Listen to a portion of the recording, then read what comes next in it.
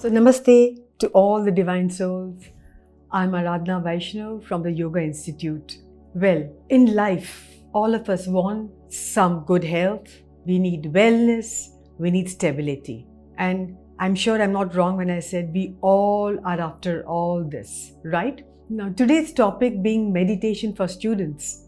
What I'll be concerned with is how can we bring wellness, how can we bring health, and how can we bring stability as students in our life, because there are these examinations that are coming in a very short time and you have to prepare yourself for the exams, or you must already be preparing and maybe you're undergoing anxiety, you're having fear. There's so many things, there are doubts that are coming into your mind. So when I talk about the meditation for students, first let us understand one thing. As students, for achieving your goal, right, of studying well, what do you need to take?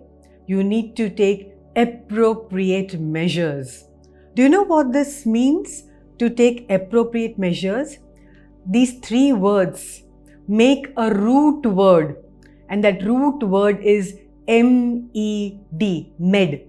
Can you guess which are those two words that can be coming from this root word med? The two words are medication or medicine and meditation. Now you will see that half of the world or most of us are taking medicines, are taking medications. Why? Because we are not able to maintain wellness, health or stability in our life. So physically, mentally, we are seeing that we are taking medications. But I would say the ilaj, or what would I say, the way out is meditation. This word that comes from the root word med, meditation. What is meditation? Now when we talk about meditation, or we say contemplation, right?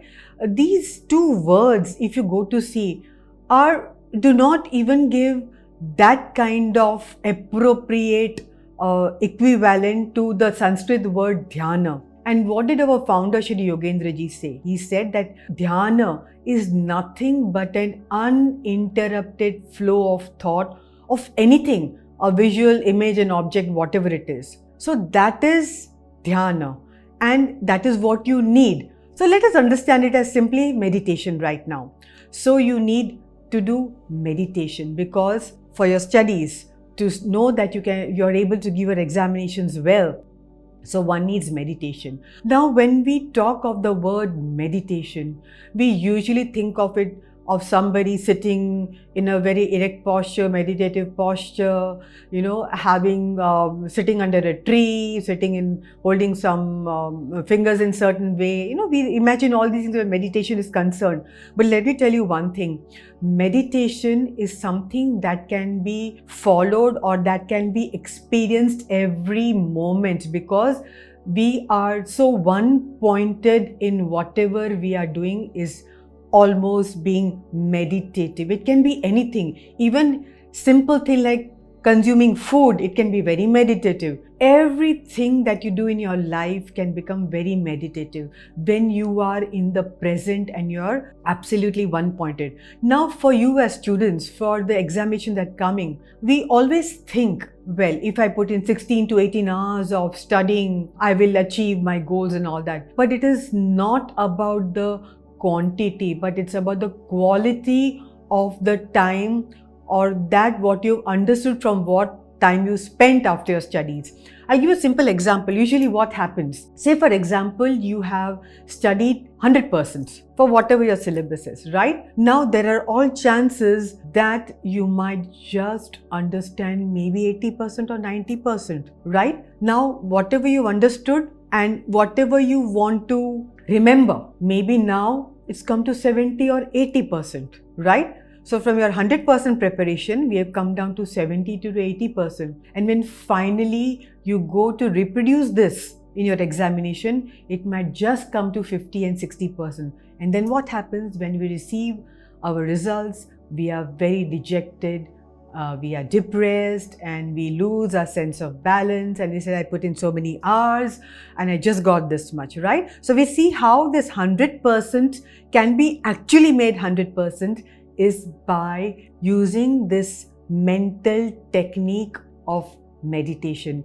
Meditation helps you to become very relaxed, calm, one-pointed, right? It is to be uninterrupted in that flow of whatever one wants to do. It can be any object, thought, idea, as I already said. So what will you do? Well, what you can do is, whenever you're sitting down to study, you can even do it more often if you want to. If you're sitting down to study, what you can do is sit in a very comfortable posture. If you have a study place, it'll be wonderful if you could do it every day in the same place and preferably the same time. You could sit in your place of study, and what will you do? You will sit comfortably. Maybe if you're sitting on a chair, then your feet are hanging down, but ensure that you're keeping your spine erect, right? And if you're sitting down cross-legged, that'll be more welcome. Now, when you sit down, you will first look at any point in front of you and keep looking at that point. Don't move. Keep looking at that point. And then what will you do? You will very gently, after some time, when you think you are very comfortable with that point of gaze, you will very gently close your eyes. Now, once you have closed your eyes, you will, in front of your closed eyes, you will see a visual or an image of whatever you want to study. It can be any topic, it can be any subject, or it can be something that you are not very comfortable with in that subject. You can keep that visual in front of you, and what will you do?